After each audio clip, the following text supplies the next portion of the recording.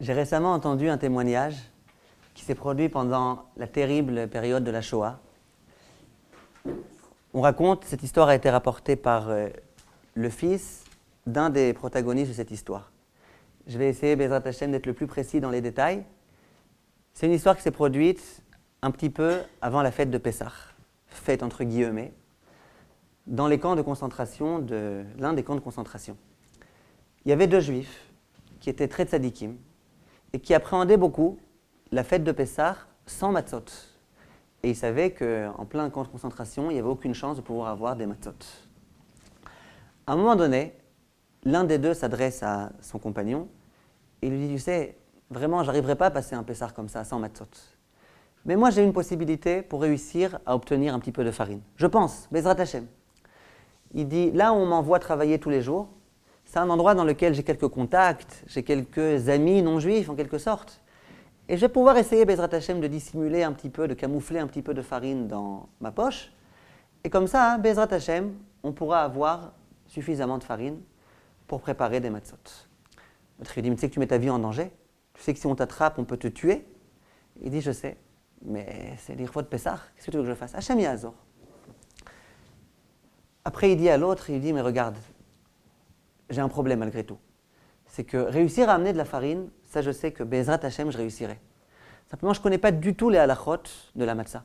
Je ne sais pas comment confectionner des matzot pour qu'elles soient cachères. Et puis, je ne sais même pas comment on fait des matzot. Moi, je ne suis pas un cuisinier, je ne sais pas comment on fait. » L'autre lui dit « Bon, regarde, toi d'abord amène la farine. Et moi, Baruch Hashem, je connais plus ou moins les halachot matzah. Je m'arrangerai pour essayer, dans ce camp de concentration, de préparer des matzot. » Le premier s'en va. Effectivement, il réussit à obtenir quelques paquets de farine et il les cache. Il cache le premier dans une poche, il cache un petit sachet comme ça dans une autre poche.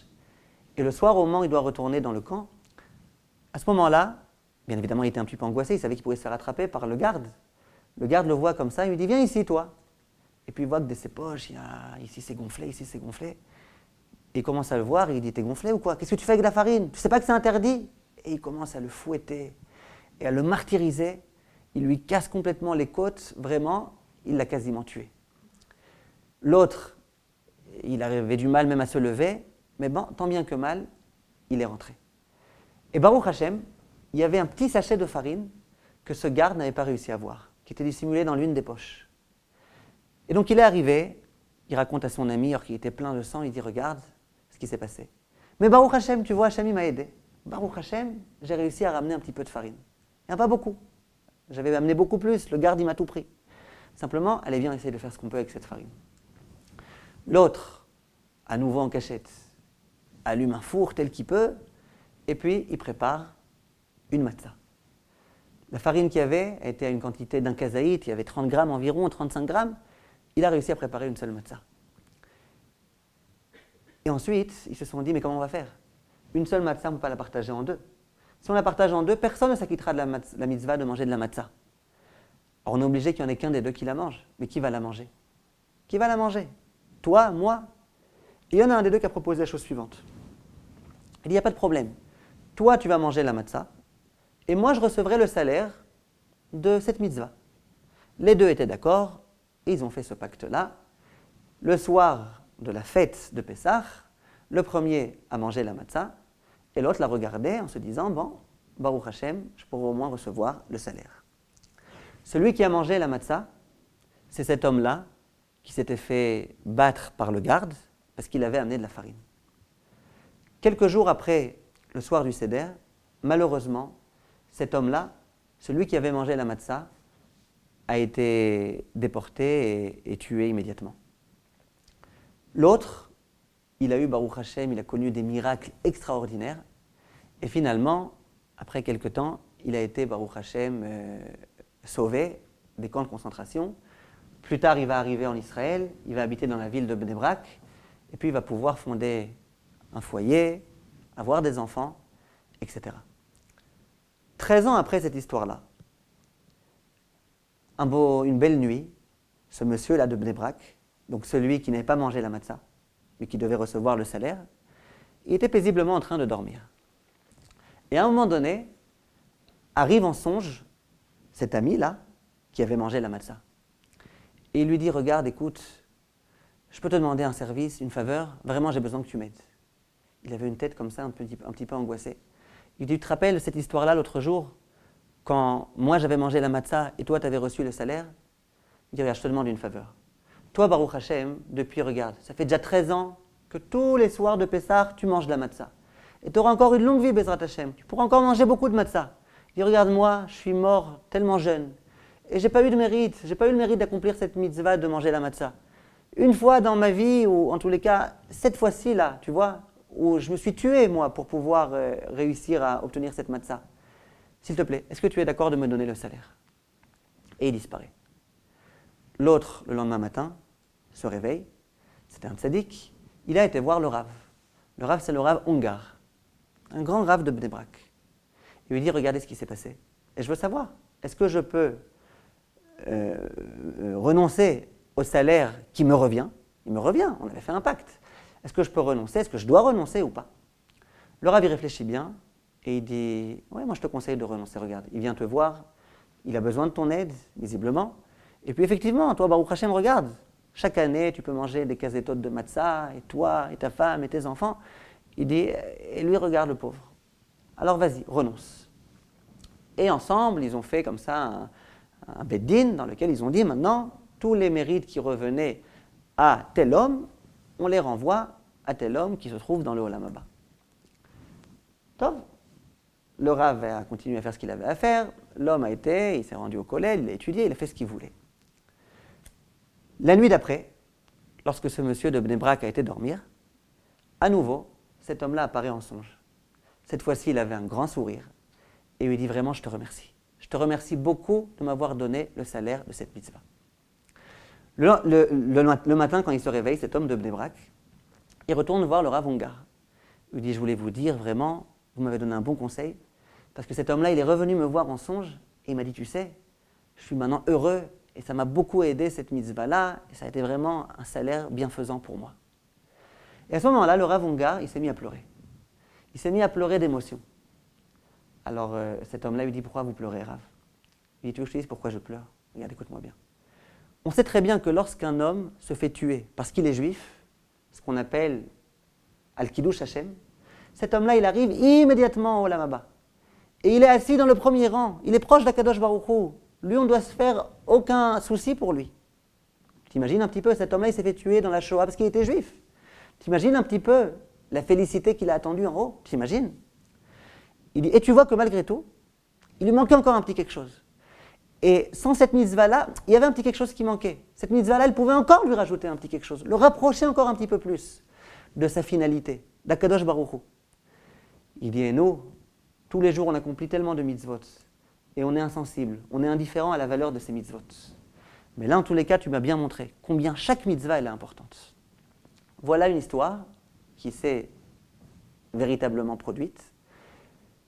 Et la question qui va se poser malgré tout, c'est, d'accord, mais alors, si vraiment quelqu'un qui meurt al-Kiddush Hashem est tellement proche d'Hashem, pourquoi il a tellement insisté, cet homme-là, pour venir et réclamer le mérite de cette mitzvah-là? Qu'est-ce qu'il y avait de tellement particulier dans cette mitzvah? La paracha qu'on va lire cette semaine, Bezrat Hashem, la paracha de Bechukotai, la paracha s'ouvre sur les mots « Im Bechukotai telechu, ve'et mitzvotai tishmu ». Si jamais vous marchez dans mes préceptes et que vous accomplissez mes mitzvot, et à ce moment-là, la Torah promet un grand nombre de brachot. Un petit peu après, dans la paracha, il va être écrit. Et si jamais vous n'écoutez pas les mitzvot, et que vous n'accomplissez pas les mitzvot, et là, malheureusement, une avalanche de malédictions. Rashi sur place, un Rashi connu entre tous, Rashi se demande, ça veut dire quoi? Imbechu kotai telechu. Si jamais vous allez dans l'accomplissement des mitzvot. Si on veut dire que aller, ça veut dire accomplir, ben non, c'est la suite du verset. Ve'et mitzvot tishmou. Donc ça veut dire que lorsque la Torah m'a dit attention, il faut aller dans les mitzvot, ça fait allusion à autre chose. À quoi? Dit Rashi, shetiyu amelim batorah. Il faut que vous vous investissiez complètement dans l'étude de la Torah et dans l'accomplissement de la Torah. Il y a une notion ici de labeur, de fatigue. Il faut se fatiguer pour la Torah. Et le même Rashi va dire, Rashi Akadosh, que lorsqu'il y a écrit dans la suite de la paracha, si jamais vous n'écoutez pas mes mitzvot et que vous ne les accomplissez pas, Ça veut dire quoi si vous n'écoutez pas? Ça veut pas dire si vous n'accomplissez pas, parce que c'est écrit dans la suite du verset. Donc ça veut dire quoi si vous n'écoutez pas? Imlo tiyu amelim batorah. Si vous refusez de vous fatiguer, de vous investir pleinement dans l'étude de la Torah, alors malheureusement, il y a toutes ces malédictions qui risquent de s'abattre sur vous. Question qui se pose. A priori, si on m'interrogeait, cette dimension-là du labeur, c'est un petit plus. L'essentiel, c'est accomplir les mitzvot. Accomplir les mitzvot comme il faut. Et puis si jamais tu es capable d'adjoindre à cet accomplissement un petit plus, qui s'appelle le labeur, alors c'est bien, c'est encore mieux. Mais là, on voit que pas du tout. Si tu veux avoir toutes ces brachot-là, il faut nécessairement que tu te fatigues. Et si tu ne te fatigues pas, non seulement tu ne recevras pas ces brachot rasvé shalom, mais tout le contraire. Il y a tellement de klalotes qui risquent de s'abattre sur nous. Comment comprendre une telle idée? Et si on suit la logique de Rashi, on parle d'un homme qui accomplit les mitzvot. Bet mitzvotai tishmoru. Il accomplit toutes les mitzvot. La seule chose qu'on a à lui reprocher à cet homme-là, c'est pas pourquoi tu as fait du lashon hara, il n'a pas fait de lashon hara. Ça dit gamour. La seule chose qu'on peut lui reprocher, c'est pourquoi tu t'es pas suffisamment investi dans l'étude, dans l'accomplissement, pourquoi tu n'as pas fait suffisamment d'efforts. C'est quand même difficile à comprendre, non? C'est quand même être assez sévère avec l'homme, d'être tellement makpid sur lui pour un petit quelque chose. Il y a une autre question qui se pose, et que le Rav Chaim Shmulevitch pose. Il dit, il y a un principe qui est que Schar mitzvot be'ay alma leka. Dans ce monde-ci, on ne reçoit pas de salaire pour l'accomplissement des mitzvot. C'est-à-dire que le salaire qui nous est promis, il nous attendra Bezrat Hashem dans le Olam Haba. La raison pour laquelle il n'y a pas de salaire dans ce monde-ci, c'est parce que les mitzvot, elles sont tellement précieuses, et le salaire qui nous revient pour chaque mitzvah est tellement grand, qu'on ne peut pas le payer dans ce monde-ci. Dans ce monde-ci, comment Hashem va me le payer? Il va me donner 1 million de shkalim? Ce n'est pas suffisant. C'est rien du tout par rapport au vrai salaire. Le salaire qu'il va devoir nous donner, ça va être un salaire spirituel, qui vaut beaucoup plus qu'1 million. Et ça, il me le donnera dans le Olam Haba. Le Chafetz Chaim, il donnait un exemple. Il disait, un jour, il y a un homme qui est venu le voir, et qui lui a dit, regardez Rav, aujourd'hui, j'ai envie de jouer au loto. Maintenant, le matin, je vais mettre mes téfilines.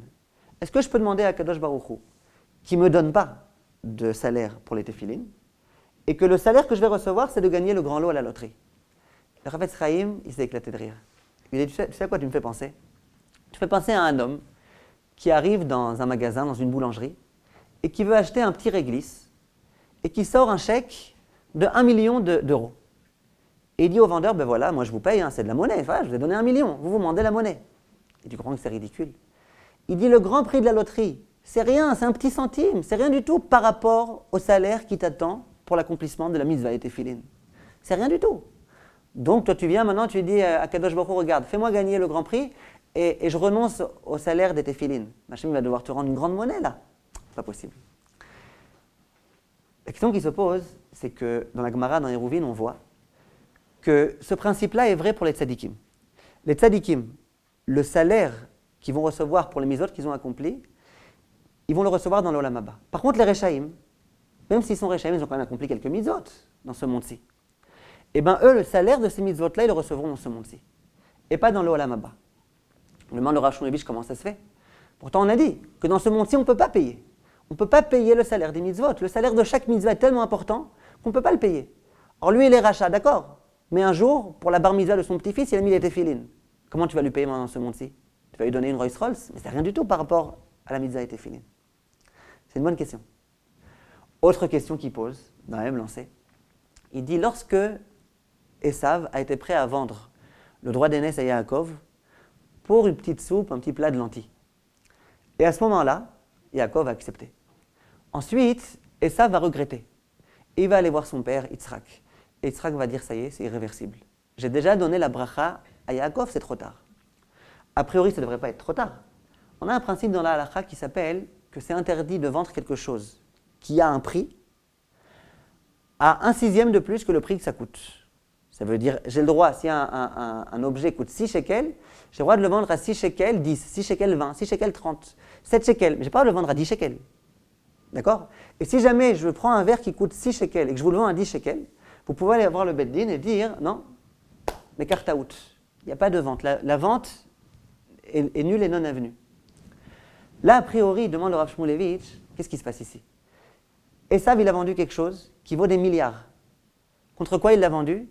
Contre un plat de lentilles. Il aurait dû aller voir son père, qui était un grand Talmid Chacham, et lui dire, papa, c'est mes cartes out. C'est mes cartes out, quelque chose qui vaut 1 milliard. Il m'a payé 5 shekels pour ça, c'est mes cartes out. Mes cartes out, donc moi je ne suis pas d'accord. Moi je veux annuler cette vente. On voit que non, la vente ne pouvait pas être annulée. Comment ça se fait? Donc, tout ça, ça va nous conduire, Bezrat Hashem, à une idée inédite, je ne vous l'ai encore jamais dit, dans toutes ces années-là, et qui est tellement urgente, édifiante, importante, que la vérité, si vous êtes venu ici aujourd'hui que pour ça, ça valait déjà le coup. Bien sûr, il y avait le chidouche de Noah aussi, celui-là, c'était aussi une perle précieuse. Mais en tous les cas, le chidouche d'aujourd'hui est très important. J'aimerais, pour vous lire ce chidouche, vous raconter une histoire. Un jour, j'étais, pendant les vacances, en train d'étudier dans un Beth Midrash, à côté du Rav Olivier, Rav qui était Rav d'une communauté à Bruxelles. On était en train d'étudier, et à un moment donné, il y a son téléphone qui a sonné. Et j'ai vu qu'il avait vraiment envie de répondre. Il a répondu au téléphone, et il y a quelqu'un, l'un de ses élèves, qui lui a posé une question. Et il a insisté. Est-ce que je peux faire ceci? Est-ce que je peux faire cela? Est-ce que si je m'arrange de telle façon, ça pourra résoudre le problème? Et il commence vraiment à insister. Et lui, avec beaucoup de patience, il répond et il essaye de trouver des solutions. Et il réessaye, je l'ai même aidé un petit peu à trouver peut-être quelques solutions pour lui. Et il a fait preuve d'une patience exemplaire. Quand au bout de quelques minutes, il a raccroché, je lui ai dit, bravo, hein, kol hakavod, vraiment, t'es patient. À ce moment-là, il m'a dit, non mais tu sais pas, c'est pas simplement que je suis patient, c'est que cet homme-là, je l'honore beaucoup. Je lui dis pourquoi? Il me dit, lui, je l'honore beaucoup, parce que lui, il honore beaucoup les mitzvot. Je lui dis, ça veut dire quoi? Il dit, j'ai raconté une histoire. Il me dit, lorsque j'étais Rav à Bruxelles, lui, à l'époque, il n'avait pas encore fait sa Aliyah, il se trouvait lui aussi à Bruxelles. Et il travaillait dans un bureau. Dans ce bureau-là, à part lui, il n'y avait que des non-juifs. Il dit, cet homme-là, il vivait bien, il avait une bonne situation, il n'était pas très riche. Mais il vivait bien, Baruch Hashem, il pouvait se permettre un certain nombre de choses. Il dit, le problème qu'il avait, c'était comment faire mincha. Il voulait faire mincha, mais il ne pouvait pas faire mincha en plein bureau avec les non-juifs, il ne se voyait pas du tout commencer à faire mincha là-bas. Donc ce qu'il faisait, c'est qu'il priait mincha quelquefois, une fois que la nuit était déjà tombée. Alors moi je lui ai dit, me dit le Rav Olivier, qu'on ne peut pas. Une fois que la nuit est déjà tombée, on ne peut plus faire mincha, on peut faire arvit, on ne peut plus faire mincha. Et on a commencé à chercher ensemble tout type de solutions. Comment faire pour faire mincha dans ce lieu de travail? Et à un moment donné, il a dit, moi à la rigueur, je préfère prier dehors que prier dans le bureau. Et il a effectivement essayé, il allait dehors dans la rue, il commençait à prier dans la rue, pour lui c'était plus simple. Simplement en hiver, il a eu froid, et donc il n'arrivait pas à se concentrer. Il me dit, je vais te raconter, un jour il est venu me voir, il m'a dit, ça y est, j'ai trouvé une solution, Baruch Hashem, maintenant tous les jours je prie. Il dit, c'est quoi la solution? Il lui dit, dans le lieu dans lequel on travaille, il y a en bas une salle de conférence. Et cette salle de conférence, j'ai remarqué qu'à l'horaire de Mincha, en général, il n'y a pas de conférences qui sont organisées, elle est libre. Donc je me suis renseigné, est-ce que je pouvais rentrer dans cette salle, la louer pour pouvoir faire mincha? Je me suis adressé à la personne qui est responsable, il m'a dit que c'est bon, je paye 150 € chaque jour, et je loue la salle, et comme ça je peux prier mincha. Alors le Rav Olivier il dit, bon mais 150 €, tu comprends que quand même, au bout de 20 jours, ça fait déjà 3000 €. Il dit oui, j'ai fait le calcul, effectivement, j'ai vu est-ce que c'était possible ou pas, je pense que c'est possible, voilà, 3000 € par mois pour pouvoir faire mincha. Maintenant, quel mincha? C'est pas qu'il a organisé un mincha avec le grand rabbin de Bruxelles, avec des milliers de personnes, dans lequel on vend aux enchères des mitzvot, pas du tout. Il a organisé un mincha tout seul. C'est pas un mincha super méadrine, il n'y a même pas de minyan, un mincha tout seul. Et il est prêt à payer 150 € par jour pour un mincha que de toute façon il va faire tout seul. Il me dit, ça c'est un homme, il me dit, c'est pas un richissime, c'est pas un homme très très riche. Ça c'est un homme qui aime les mitzvot. Il dit, moi, un homme qui aime les mitzvot, eh ben moi je l'honore, cet homme-là, et donc je suis prêt à rester une demi-heure au téléphone pour l'aider. Cet homme-là, je ne sais pas combien elle vaut, cette fille-là. C'est avec Hachem qui sait. Bon, en tous les cas, vous êtes d'accord avec moi qu'elle vaut au moins 150 € par jour. Au moins. Maintenant, qu'est-ce qui se passe si jamais je suis un Bachour Yeshiva et qu'on me dit, regarde, tel matin de 9h à 1h, tu n'étudies pas, tu vas, là c'est les élections, tu vas accrocher des papiers, là pour chasse, machin, et on te paye 100 shekels. Et le bon me dit, alors 100 shekels, ah ça vaut le coup, ouais. Nafka, j'avais besoin de m'acheter une Gemara, ça vaut le coup 100 shekels. Celui-là, il a vendu 4 heures d'études de Torah pour 100 shekels. Donc je ne sais pas combien elle vaut sa Torah, mais en tout cas, visiblement, à ses yeux, elle ne vaut pas plus que 100 shekels. L'équation est simple. Le Rav Chaim Shmulevitch dit, la valeur des mitzvot, ce n'est pas une valeur absolue. C'est une valeur qui va dépendre de l'attachement que j'accorde moi à la mitzvah. Et c'est moi, juif, qui vais déterminer l'importance de la mitzvah. Cet homme-là, il aime les mitzvot, il aime mincha, et bien son mincha à lui, sans tzibour. Il vaut beaucoup, beaucoup, beaucoup, beaucoup plus que le mincha de beaucoup d'autres personnes avec tzibour. Pourtant, il n'était pas en tzibour. D'accord. Mais lui, il donne l'importance à mincha. Une fois, j'avais lu dans l'un des sefers de Sheilot Utshuvot, si je me rappelle bien, c'était du Nativ, il y avait eu l'histoire suivante. Il y avait un jour un vieux Talmid Chacham qui a rencontré un homme d'affaires, multimilliardaire. Et tous les deux, ils se sont rencontrés. Et chacun était en train de pleurer. Le milliardaire, il pleurait parce que, Baruch Hashem, il avait beaucoup d'argent, mais il avait peu de Torah. Et le Talmid Chacham, il pleurait parce que, Baruch Hashem, il avait beaucoup de Torah, mais il avait peu d'argent. Et les deux, ils ont eu une super idée. Ils ont fait une affaire. C'était un homme d'affaires. Il s'y connaissait bien en affaires. Il dit au Talmid Chacham, regarde, tu me donnes tous les mérites de l'étude de la Torah que tu as accumulés depuis l'âge de 13 ans jusqu'au jour d'aujourd'hui, et moi je te donne la moitié de ma richesse. Et c'était une grande richesse. Le Talmid Chacham, tout de suite, ébloui par ce qui lui avait été promis, il accepte. Et ensuite, il y a eu une question de halakha. L'un des deux a voulu changer d'avis. Est-ce qu'on pouvait changer d'avis ou pas? Donc c'est des questions de Choshen Mishpat, des questions d'argent, des questions très compliquées. Est-ce qu'on peut vendre? Est-ce que ça a vraiment une valeur? Et le Rav, dans ses propos, il dit, moi je pense qu'on peut complètement annuler cette vente. Pourquoi? Il dit, ce Talmid Chacham là, qui est prêt à vendre tous ses mérites pour des milliards, il dit, c'est que ce n'est pas un Talmid Chacham. Et sa Torah, elle vaut rien. Et ses mitzvot, elles valent rien. Et donc quoi? Comment tu peux te permettre de vendre rien pour 1 milliard? Ça ne vaut pas. Tu l'arnaques là, le riche. Tu es un arnaqueur. Ça veut dire quoi? On connaît le principe de Issachar et Zevulun. Issachar et Zevulun, c'est pas que moi je méprise ma Torah et je suis prêt à vendre ma Torah pour de l'argent. Issachar et Zevulun, c'est que je sais que je n'arriverai pas à étudier s'il n'y a pas quelqu'un qui m'aide financièrement. Donc pour pouvoir étudier, je suis prêt à ce que quelqu'un m'aide et je suis prêt à lui donner de mes mérites. C'est complètement autre chose. Là, il y a un homme qui a accumulé des mérites. Baruch Hashem, il s'en est sorti financièrement toutes ces années. Maintenant, il est prêt à vendre des mérites de Torah pour des milliards. Mais il est fou ou quoi? Qu'est-ce qui lui arrive? Dit le Rav, si jamais tu ne donnes pas d'importance à ta Torah, elle vaut rien. Si tu ne donnes pas d'importance à tes mitzvot, tu es capable de les échanger pour quelques milliards, ça vaut rien. Et si ça vaut rien, eh ben, le pauvre riche là, il va arriver au Limba, il va voir qu'il a payé des milliards, il n'a rien reçu, c'est dommage. On retrouve la même idée. On retrouve l'idée que l'importance de la mitzvah, c'est l'homme qui la définit, c'est l'homme qui la détermine. On peut aussi de cette façon-là expliquer ce qui est écrit dans la Gemara. Il est écrit que si un homme, pendant toute sa vie, il accomplit des mitzvot, et qu'à la fin de sa vie, il change d'avis, et il dit, moi, malheureusement, c'est dommage que j'accomplis des mitzvot toute ma vie. Je regrette, j'aurais pu m'amuser, j'aurais pu m'éclater, c'est dommage que j'accomplis des mitzvot. Et bien, il y a écrit que le pauvre, il perd tout son mérite. Comment on peut considérer qu'il a perdu tout son mérite? Pourtant, il a accompli, il a fait des choses. Les mitzvot, elles existent. La réponse, non. Il n'a plus de mérite.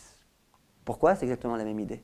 Si jamais tu regrettes d'avoir accompli des mitzvot, c'est-à-dire qu'à tes yeux, ces mitzvot, elles n'ont pas d'importance. Si à tes yeux, elles n'ont pas d'importance, eh bien, elles n'ont pas d'importance.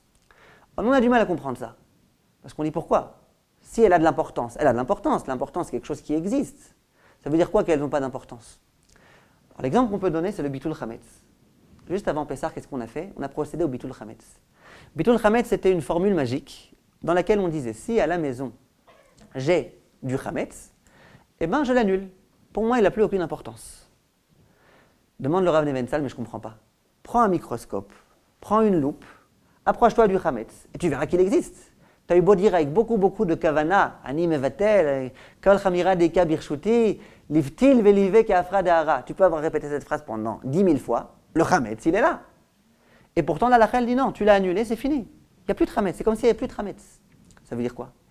On voit de là que l'homme, il a la capacité, lorsqu'il n'accorde pas d'importance à quelque chose, de faire en sorte que cette chose-là, elle n'a plus d'importance. C'est métaphysique, c'est incompréhensible, mais c'est comme ça que ça marche.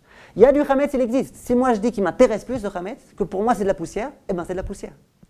Les mitzvot, c'est pareil. Si pour moi les mitzvot c'est de la poussière, eh bien c'est de la poussière. Et si c'est de la poussière, je ne pourrais pas recevoir de salaire pour l'accomplissement de ces mitzvot. Et c'est ce qu'il dit le Rav Chaim Shmulevitz pour répondre aux deux questions qu'il a posées. Il dit, les Rechaïm, ça peut leur arriver d'accomplir des mitzvot. Simplement, ces mitzvot-là, ils ne leur donnent pas d'importance. La preuve, parce que sinon ils en accompliraient beaucoup plus. Alors une fois, ils ont mis les téphilines parce que ça ne se faisait pas au Beth Knesset de ne pas mettre les téphilines. C'est déjà bien, bravo. Ils devront recevoir un salaire pour cela. Quel salaire ils recevront? Ils recevront un salaire dans ce monde-ci. On dit, mais c'est bizarre. Vous savez, c'est quoi le salaire de la mise des téphilines une seule fois? C'est énorme. Comment on peut payer? Avec quelle monnaie on va pouvoir payer une telle chose? Dit le Rav Shmulevitch, ça c'est vrai pour un tzaddik. C'est vrai pour quelqu'un qui connaît l'importance des téphilines, qui accorde l'importance aux téphilines. Mais quelqu'un pour lequel les téphilines n'a aucune espèce d'importance, eh bien, cette mitzvah de téphilines, elle n'a pas d'importance. Si elle n'a pas d'importance, on peut payer. Un petit chèque de 100 000 shekels, ça peut être suffisant. D'autant que, ça c'est ma femme qui a rajouté ça, d'autant que les Rechaïm, eux, ils donnent beaucoup d'importance au Olam Hazé. Donc pour eux, 100 000 shekels dans le Olam Hazé, c'est énorme. Donc, vu qu'ils ne donnent pas beaucoup d'importance au Rouhani, à leur mitzvah elle n'a pas beaucoup d'importance. Comment on paye ça? On paye ça à quelque chose qui a de l'importance à leurs yeux. C'est quoi? Un bon chèque de 100 000 shekels qu'Hachem leur donne, c'est déjà amplement suffisant pour payer cette mise des téphilines. Par contre, le juif, qui est conscient de l'importance des téphilines et qui s'investit dans ces téphilines, alors lui, le Chafetz Chaim, il disait, tu plaisantes ou quoi? Pas 100 000 shekels, 1 milliard, c'est pas suffisant pour pouvoir te donner le salaire qui te revient pour avoir mis les téphilines comme il faut. Dit le Rav Shmulevitch, c'est ce qui se passe avec Esav. On nous dit de Esav, Vayivez Esav et Abechora. Esav, il a méprisé le droit d'aînesse. Qu'on ne croit pas que lorsque Esav a vendu le droit d'aînesse, parce qu'effectivement il mourrait de faim. Il ne mourrait pas de faim du tout. La raison pour laquelle il a été prêt à vendre son droit d'aînesse pour un plat de lentilles, c'est parce qu'à ses yeux, le droit d'aînesse, ça valait moins qu'un plat de lentilles. Donc si le droit d'aînesse, il vaut moins qu'un plat de lentilles, c'est Yaakov qui s'est fait arnaquer en quelque sorte, c'est pas Esav. Esav, il va aller voir son père, il va dire, papa, j'annule la vente, mais Kartaout, il m'a arnaqué. Quelque chose qui valait des milliards, il a été prêt à le recevoir pour finalement un petit plat de lentilles. Son père lui dit, non mon fils, si toi tu méprises le droit d'aînesse, ton droit d'aînesse, il n'a pas d'importance. S'il n'a pas d'importance, il vaut effectivement un plat de lentilles. On voit de là une idée extrêmement importante, qui n'est pas connue, c'est le Yesod du Rav Chaim Shmulevitch. On voit de là que les mitzvot, elles n'ont pas de valeur absolue. Tout va dépendre de l'importance que je leur donne. Et si une mitzvah qui a priori n'a pas de grande importance, moi je lui accorde de l'importance et moi je suis prêt à dépenser de l'argent pour cette mitzvah et je suis prêt à me fatiguer pour cette mitzvah. D'un coup cette mitzvah, comme on dit en hébreu, Yosarach Gadol Bashamayim, elle fait beaucoup de bruit dans les cieux. Pourquoi beaucoup de bruit? Parce que c'est une mitzvah pour laquelle je me suis investi. C'est une mitzvah que j'adore. Si moi je l'adore, Hachem aussi il l'adore. On raconte qu'un jour il y avait un sioniste qui a été voir son Rav et qui lui a dit, Rav, je voulais vous poser une question. Pendant Yom HaAtzmaout, on allume des feux d'artifice. Est-ce que vous avez déjà trouvé dans la Gemara ou dans les Midrashim une source pour les feux d'artifice le jour de Yom HaAtzmaout? Tout ça est écrit. Le Rav, il commence à réfléchir. Il dit, la vérité, moi aussi, je me suis posé la question. Et moi aussi, j'ai déjà vérifié. La vérité, j'ai trouvé aucune source vraiment digne de ce nom, selon laquelle on est obligé d'allumer des feux d'artifice à Yom HaAtzmaout. Il dit, mais ça, je peux te dire une chose. Sache bien. Tout juif qui allume des feux d'artifice le jour de Yom HaAtzmaout, c'est aussi Rach Gadol Bashamayim. Ça fait beaucoup de bruit dans le ciel. D'accord? Il y a des mitzvot, quand elles accomplissent, elles font beaucoup de bruit dans le ciel. Pas parce que c'est des feux d'artifice qui font du bruit. Parce que non, c'est investi. Si non, c'est investi, eh ben, ça fait beaucoup de bruit dans les cieux. Ça, c'est l'idée que développe le Rav Chaim Shmulevitch. Il y a en France des personnes qui étudient dans des universités et qui s'investissent pendant une année entière. Et malheureusement, comme par hasard, qui bien évidemment n'en est pas un, l'examen où ils doivent composer tombe le Shabbat. Et là, l'épreuve est extrêmement difficile. Pendant une année, on s'est fatigué. Et si on loupe cet examen, c'est fini. On a perdu une année. Littéralement, on a perdu une année. Et là, le Yetzer Hara, bien évidemment, vient et dit, d'accord, on n'a pas le droit d'écrire Shabbat, mais tu ne peux pas perdre une année. Je ne sais pas, tu t'arrangeras avec Hachem, il comprendra. Là, on a face à nous un test. Combien vaut le Shabbat à nos yeux? Est-ce que le Shabbat, ça vaut une année d'études ou pas? Le juif qui est capable, et il y en a, Baruch Hashem, et je leur tire mon chapeau, le juif qui est capable de dire, moi je suis prêt à renoncer et avoir perdu toute mon année, Shabbat vaut bien le coup? Eh bien le Shabbat de ce juif, ouah, combien il est important, combien il est grand, et combien le salaire qu'il recevra pour ce Shabbat-là, il est important. Celui par contre qui dit, moi j'aime bien Shabbat, c'est important, mais Atkan. Je veux bien dépenser, je veux bien acheter de la boutarde pour Shabbat, 100 € je veux bien, mais pas plus que ça. Perdre une année, non. Eh bien, celui-là, il a réduit complètement la mitzvah du Shabbat à pas plus qu'une année d'études. Ça veut dire que cette importance-là, c'est nous qui la donnons. Et le salaire qu'on recevra aussi, il est complètement dépendant de cela. Si on comprend bien cette idée-là, on va pouvoir comprendre, à mon avis, une Mishnah, la Mishnah la plus courte de Pirkei Avot. Je vous l'ai dit, Ben Hehe Omer, il y avait un rav qui s'appelait Ben Hehe. Ben Hehe disait, les Fum Tsahara Agra. Son enseignement, c'était 3 mots. Les Fum Tsahara, selon la fatigue, selon le labeur, selon la difficulté à investir pour la mitzvah, on reçoit un salaire. La Mishnah la plus courte. Et on raconte, c'est pas en s'amusant, c'est vrai, on dit que Ben Hehe, c'était un converti. Lorsque Ben Hehe a dû se convertir, il avait tous les rabbanim qui lui ont dit, tu sais, ça va être difficile d'être juif, tu sais, les gens ils vont te terroriser, tu sais, les gens ils vont te persécuter. Tout ce qu'on dit en général à une personne qui vient se convertir. Lui il disait, les Fum Tsahara Agra. Selon le labeur, la difficulté, les épreuves, on reçoit un salaire. Et lorsque les rabbanim ont vu que cet homme-là, il pensait vraiment, il croyait vraiment à ce qu'il disait, ils ont accepté de le convertir. Et pendant toute sa vie, il va essayer de diffuser cette idée-là. Que les Fum Tsahara Agra, plus on se fatigue, plus on s'investit dans l'accomplissement d'une mitzvah, plus le salaire va être grand. Les commentateurs de cette Mishnah vont expliquer cette Mishnah de la façon dont on l'entend généralement. Ça veut dire quoi? Si je me fatigue, eh ben le salaire il va devoir être plus grand. Pourquoi? Parce que je me suis fatigué, parce que je me suis investi. Mais à mon avis, on peut expliquer ça de façon complètement différente, fort de tout ce qu'on vient de dire. On peut dire, tu sais pourquoi les Fum Tsahara Agra? Tu sais pourquoi le salaire dépend du labeur, dépend de la fatigue que tu t'es donnée, de la peine que tu t'es donnée? Pour la raison qu'on vient d'expliquer. Si tu te donnes de la peine pour l'accomplissement d'une mitzvah, ça veut dire que tu la chéris, cette mitzvah. C'est-à-dire que tu l'aimes. Ça veut dire qu'à tes yeux, elle est importante. La preuve, je suis prêt à me tuer pour cette mitzvah. Ah, cette mitzvah, elle est importante à tes yeux, donc elle est importante. L'importance de la mitzvah dépend de l'importance que tu lui accordes. Tu accordes l'importance de cette mitzvah, donc d'un coup, elle est importante. Si elle est importante, eh ben, le salaire va être conséquent. C'est pour ça que les Fum Tsahara Agra, plus tu vas te donner de la peine pour l'accomplissement d'une mitzvah, plus ce faisant, tu vas prouver l'importance que revêt cette mitzvah à tes yeux, plus donc cette mitzvah va être importante, plus donc le salaire va être grand. Méridique, non? C'est une très jolie façon, à mon avis, d'expliquer cette Mishnah. J'ai vu personne qui l'expliquait de cette façon-là, mais à mon avis, c'est vrai. Pareil, dans le même ordre d'idées, il y a écrit dans les Midrashim que Pa'am achat betzar, yoter mimea shelo betzar. Une mitzvah que j'ai accomplie en me donnant de la peine, elle vaut 100 fois plus qu'une mitzvah que j'ai accomplie sans me donner de peine. Et lorsque Chachamim dit 100 fois, à mon avis, ce n'est pas une exagération. C'est vrai. Une fois, je voulais accomplir une mitzvah. Je voulais venir à un cours de Torah, et il y avait de la pluie, et c'était difficile. Et je suis quand même venu. Il faisait froid, et je suis quand même venu. Une fois, je voulais aller au Beth Knesset pour prier, et j'avais 1000 raisons pour ne pas prier, et j'avais mal à la tête, et j'étais malade, et j'aurais pu ne pas aller. Mais j'ai quand même été. C'était difficile pour moi. Ça exigeait vraiment une difficulté de ma part. Il y a écrit 7 fois-ci où c'était difficile, 7 fois où tu as été au Beth Knesset alors que c'était difficile, ça vaut 100 fois les fois où tu vas au Beth Knesset alors que c'est facile. Ça vaut le coup, non? Ça, il faut qu'on sache. Quelquefois, on a du mal. Quelquefois, j'ai envie d'inviter telle personne, mais je n'ai pas très envie, ça va être difficile. C'est difficile. Alors, c'est là qu'il faut que tu le fasses. Si c'est difficile, c'est là qu'il faut que tu investisses. Parce que tu investis beaucoup, mais tu gagnes grand. Comment ça se fait? C'est exactement la même idée. Exactement la même idée. Si jamais je l'ai fait Betsahar, le Tsahar n'a pas été capable de m'arrêter. C'est-à-dire que moi, j'ai montré que cette mitzvah-là, elle ne connaissait pas de limite. Je suis prêt à tout faire pour l'accomplissement de cette mitzvah. Si je suis prêt à tout faire, eh ben, cette mitzvah-là, elle devient d'un coup importante. Et si elle devient importante, eh ben, elle vaut 100 fois plus qu'une mitzvah qui n'est pas importante. Une mitzvah que je méprise, elle n'est pas importante. Une mitzvah que j'accomplis en me donnant de la peine, elle est importante. Voilà de quelle façon on peut expliquer aussi cet enseignement-là. S'il en est ainsi, on peut expliquer, Be'ezrat Hashem, ce qui se passe dans la Torah, dans la parashat Bechukotai. Akadosh Baruch Hu promet au peuple juif des brachot extraordinaires, dans la mesure où on accomplit la Torah.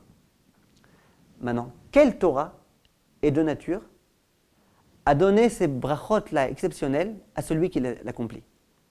C'est une Torah à laquelle on accorde de l'importance. On l'a dit. La Torah qu'Akadosh Baruch Hu nous demande d'accomplir, c'est une Torah importante. C'est une Torah qu'on honore. C'est la raison pour laquelle Akadosh Baruch Hu vient et dit, écoute, tu veux pouvoir avoir toutes ces brachot-là, il faut que tu accomplisses une vraie Torah. La Torah, tu sais comment elle est importante. Il faut que tu sois capable de donner à la Torah ses lettres de noblesse. Comment tu le fais? Que vous soyez prêts à vous investir dans l'étude de la Torah. Si jamais vous vous investissez dans l'étude, pour pouvoir mieux comprendre les halachot, pour pouvoir mieux appliquer les halachot de la Torah, ça veut dire que cette Torah a de l'importance. La preuve, vous avez été prêt à vous tuer, à passer des nuits blanches pour pouvoir méditer cette Torah, pour pouvoir mieux l'accomplir. Ça veut dire que la Torah, elle vaut le coup de passer des nuits blanches. Elle vaut le coup de s'investir.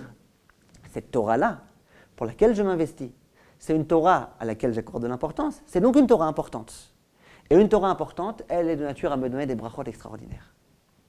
Mais qu'est-ce qui se passe si un homme, malheureusement, il n'est pas prêt à s'investir pour la Torah? Il n'est pas prêt à faire des efforts pour l'accomplissement des mitzvot. Alors Hachem, il lui dit, ah, t'es pas prêt à t'investir? Ça veut dire quoi?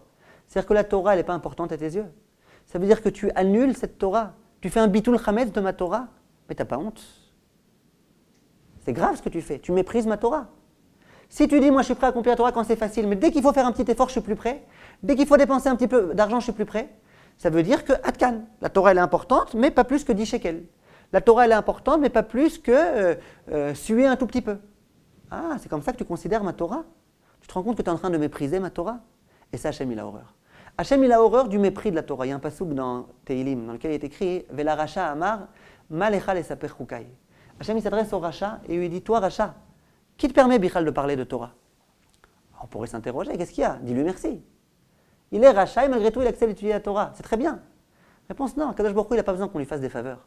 Akadosh Baruch Hu, il nous a donné une Torah parfaite. C'est un mérite pour nous d'étudier cette Torah. Si jamais on comprend le mérite qu'on a, qu'on est capable d'estimer cette Torah, qu'on est capable de l'étudier comme il faut, là Hachem, il se délecte de notre étude de Torah. Mais si jamais je suis Racha et que j'étudie la Torah en disant cette Torah, elle vaut rien, et moi je méprise cette Torah, Hachem il dit mais je t'ai rien demandé, pourquoi tu parles de Torah? Et le fait que cette personne-là parle de Torah, c'est pire que tout. Parce qu'au moment où il parle de Torah, il la méprise. Je t'ai pas demandé de mépriser. C'est ce qui se passe, à mon avis, dans Imbechu Kotai Tim Asu. Si jamais vous n'êtes pas prêt à vous investir, on a dit mais c'est pas grave, il accomplit toutes les mitzvot. Simplement, quand il faut dépenser 10 shekels, il est plus prêt. Simplement, quand il faut faire quelques petits efforts, il est plus prêt. Mais à part ça, il est gentil, il est sage comme une image. Réponse oui. Simplement, le fait que tu ne sois pas prêt à investir, ni 10 shekels, ni quelques efforts, ça prouve que la Torah, à tes yeux, elle ne vaut pas plus que 10 shekels, et ça c'est le plus grand mépris. Et si tu méprises la Torah de cette façon-là, tu peux comprendre les malédictions, malheureusement, qui attendent une telle personne. De cette façon-là, on peut expliquer cette chose-là. Et si tous ces propos-là sont vérité, on peut revenir à l'histoire de départ. Cet homme-là, effectivement, c'était un grand tzaddik. Il est mort al-Kiddush Hashem, et tous les 6 millions de juifs qui sont morts al-Kiddush Hashem. Et ça, c'est que pendant la Shoah. Ensuite, il y en a eu encore beaucoup. Toutes ces personnes-là, elles ont un mérite fou. Toutes ces personnes-là, elles sont proches d'Akadosh Baruch Hu. On dit maintenant, bon, ça valait le coup, encore une petite mitzvah. Ça va, il est déjà proche d'Akadosh Baruch Hu. Non, mais vous imaginez un petit peu, c'était quoi cette mitzvah? La mitzvah de Matzah, pour laquelle il était prêt, littéralement, à se tuer. Et il a essuyé des coups parce qu'il était en train d'amener de la farine dans le camp de concentration dans lequel il se trouvait. Ce n'est pas une mitzvah de Matzah comme on l'accomplit chaque année, le soir du Seder, qui a déjà une grande importance. C'est pas ça. C'est un homme qui est prêt à se tuer, qui est prêt à mettre sa vie en danger pour avoir le mérite de manger la Matzah. Donc combien elle vaut cette mitzvah? Eh bien, elle vaut une vie. Cette mitzvah, à ses yeux, elle vaut une vie. Il est prêt à mourir pour cette matzah. Donc cette mitzvah, ce n'est pas une petite mitzvah. C'est une mitzvah qui est peut-être même encore plus importante que le mérite qu'on peut avoir quand on meurt al Kiddush Hashem. Une mitzvah incommensurable. Cette mitzvah-là, elle pouvait l'aider, cet homme-là. C'est pour ça qu'il est venu voir l'autre, il a supplié, je t'en supplie, accorde-moi ce mérite-là. Toi, tu as encore beaucoup de choses à faire dans ta vie. Moi, c'est cette mitzvah-là qui va pouvoir maintenant m'aider davantage. Et quand il a eu le salaire de cette mitzvah-là, vous pouvez un petit peu vous imaginer, mesurer le salaire de cette mitzvah qui valait le coup de se sacrifier. C'est un salaire incommensurable. Et ça a valu le coup. Tout ça pour dire que, Baruch Hashem, on a l'occasion dans notre vie d'accomplir énormément de mitzvot. Simplement, il faut qu'on donne, qu'on accorde à ces mitzvot-là toute leur importance. Plus on sera prêt à accorder de l'importance aux mitzvot, plus elles en auront. C'est pour ça que la Mishnah va nous dire attention, ne méprise aucune mitzvah. Parce que tu ne connais pas le salaire de chaque mitzvah. C'est pourquoi je ne connais pas, je peux essayer de m'imaginer. Réponse, tu ne connais pas. Tu peux avoir une mitzvah qui a l'air d'être anodine, mais vu que toi, tu t'investis complètement pour cette mitzvah, elle a une importance colossale. Il y a d'autres mitzvot au contraire, qui sont hyper importantes, qui sont belles, qui sont philosophiques, qui sont tout ce que tu veux. Mais puisque tu ne t'investis pas pour elles, elles valent rien. Et c'est ce qu'on dit le soir, quand on ferme notre Gemara, nous les hommes, on dit le Yehi Ratzon, le Modeh Ani dans lequel on remercie Hachem. On dit Hachem merci de nous avoir placés dans le Beth Midrash. Et à ce moment-là, on dit un mensonge, a priori. Qu'est-ce qu'on dit? On dit regarde, nous on se fatigue et eux, ceux qui n'ont pas leur part dans les gens qui s'asseyent dans le Beth Midrash, eux aussi ils se fatiguent. Anu amelim vehem amelim. Anu amelim, nous on se fatigue, kablim sachar, et on reçoit un salaire. Vehem amelim, et ceux qui ne sont pas dans le Beth Midrash, ils se fatiguent. Vehenam kablim sachar, et ils ne reçoivent pas de salaire. C'est un mensonge, non? Nous on se fatigue pour étude de la Torah, on aura un salaire dans l'Olam Haba. Eux ils se fatiguent pour vendre des chaussures, et ils ont le salaire des chaussures dans ce monde-ci. Pourquoi on ment? Dit le Rav Ben-Sion Abachal, on ne ment pas. Qu'est-ce qu'on vient dire à ce moment-là quand on remercie Hachem? Un homme qui vend des chaussures, lui, il sera payé selon le nombre de chaussures qu'il a vendues. Un homme qui fabrique des chaussures, il sera payé selon les chaussures qu'il aura fabriquées. Imaginez un homme qui se tue pendant un mois pour fabriquer des chaussures. On lui a commandé des chaussures très particulières. Pendant un mois, il se fatigue pour les préparer. Et finalement, ça ne marche pas. Finalement, ces chaussures, elles sont mal sorties. Le client vient pour acheter. Il lui dit je ne veux pas de ces chaussures. Il dit mais je me suis tué pendant un mois, etc. Elles valent beaucoup. Non, elles valent rien, je suis désolé. Je suis désolé, elles ne me plaisent pas. C'est pas ça que j'ai commandé. Elles ne me plaisent pas. Cet homme-là, il s'est tué pendant un mois. Il ne recevra pas un sou pour ses chaussures. Par contre, la Torah, ce n'est pas comme ça. Un homme, il se fatigue pendant 1 heure, 2 heures, 3 heures, 4 heures pour comprendre un enseignement. Et il n'arrive pas. Il n'arrive pas. Finalement, il ne comprend pas. Et bien lui, il recevra un salaire pour cette fatigue. C'est ce qu'on dit. À nous, amelim, nous, on se fatigue. Ou mekablim sachar. On est certain de recevoir un salaire pour cette fatigue. Qu'on comprenne pas. Qu'il y ait des résultats, qu'il n'y en ait pas. Que finalement, je devienne un grand Talmid Chacham, que finalement, je reste un Hamaharetz. Que je devienne un grand Rav ou que je sois un petit Rav. Ce qui importe à Kadosh Baruch Hu, c'est combien tu t'es investi, combien tu t'es fatigué. Nous, on se fatigue et on reçoit un salaire qui est proportionnel à la fatigue, au labeur, à l'investissement qu'on a donné. Par contre, eux, ils se fatiguent, mais ne reçoivent pas de salaire. Ça veut dire quoi? Le salaire n'est pas dépendant de leur fatigue. Comment ça se fait? La réponse, c'est ce qu'on a expliqué pendant tout ce cours. À savoir que à Kadosh Baruch Hu, ce qu'il importe, ce n'est pas la formalité forcément uniquement de la mitzvah. Ce qu'il importe, c'est combien je suis prêt à m'investir pour la mitzvah. Combien je comprends que la mitzvah, c'est vital. Combien je suis proche de cette mitzvah. Plus je suis proche de la mitzvah, mieux c'est. Et pour finir, Rav Chaim Shmulevitch, il dit, c'est la raison pour laquelle on parle tellement de celui qui est Mezaké Arabim. On dit, celui qui fait du Zikoui Arabim, celui-là, pas ce qu'il attend dans l'Olam Haba. Pourquoi? Pourquoi celui qui est Mezaké Arabim, il a un salaire tellement grand? Dit le Rav Shmulevitch, vous savez pourquoi? Parce que moi, j'accomplis des mitzvot. Mais peut-être que je ne leur accorde pas beaucoup d'importance à ces mitzvot. Si jamais je ne leur accorde pas beaucoup d'importance, eh bien, il s'avère que ces mitzvot, finalement, elles n'ont pas d'importance. Imaginez par contre, je donne un cours de Torah et je réussis à convaincre 10 personnes de mieux se comporter. Et imaginez que ces 10 personnes-là, elles ont pris à cœur le cours. Pour elles, ça y est, la Torah, c'est quelque chose d'important. Ces personnes-là, vous êtes d'accord que leur mitzvah, elle aura un poids fou? Oui. Est-ce que le fait que moi, je n'accorde pas suffisamment d'importance, ça va retirer l'importance de ces mitzvot qu'elles auront accomplies, ces personnes-là? Non. C'est pas moi. Si moi, je ne donne pas d'importance aux mitzvot, mes mitzvot à moi, elles valent rien. Mais les mitzvot des autres, qui eux accordent l'importance aux mitzvot, elles valent énormément. C'est par exemple pour celui qui est Mezaké Arabim et qui essaye de diffuser ses enseignements au maximum. Eh bien lui, il a toutes les chances de réussir, d'avoir un grand salaire. Pourquoi? Parce que même si lui, il n'est pas suffisamment important, il n'est pas suffisamment conscient de l'urgence de ce qu'il fait, mais c'est pas grave.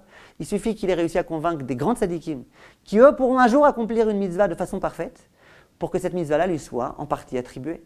Et c'est la raison pour laquelle, dit le Rav Shmulevitch, on dit que le Mezaké Arabim, il a un mérite particulier. En tous les cas, en ce qui nous concerne, il faut, Bezrat Hashem, qu'on se sert de cette paracha-là, qui est celle de Bechukotai, pour comprendre que quand on nous parle de Hamal, ça peut être la fatigue dans l'étude, ça peut être les efforts qu'on va fournir pour accomplir une mitzvah, ça peut être quand Hashem me dit, allez, là tu as une difficulté face à toi, tu as une grande difficulté, tu vas pouvoir te venger, tu vas pouvoir dire du Lachon Hara, est-ce que tu vas réussir à résister ou pas? Et c'est dur, et c'est très difficile. C'est là que va se trouver le test. C'est dur et alors? C'est dur et alors tu cèdes? Ou c'est dur mais tu dis, je sais que c'est dur, mais la Torah elle vaut bien le coup. Et c'est là qu'on donne un sens à nos mitzvot, c'est là qu'on donne un poids à nos mitzvot. Et si Bezrat Hashem on donne un poids important à nos mitzvot, et qu'on refuse de retirer l'importance de nos mitzvot en les méprisant et en les limitant, à ce moment-là, Bezrat Hashem, on pourra avoir toutes les brachot de la parashat Bechukotai, et on pourra éviter toutes les klalotes. C'est ce que je vous souhaite à toutes, Bezrat Hashem.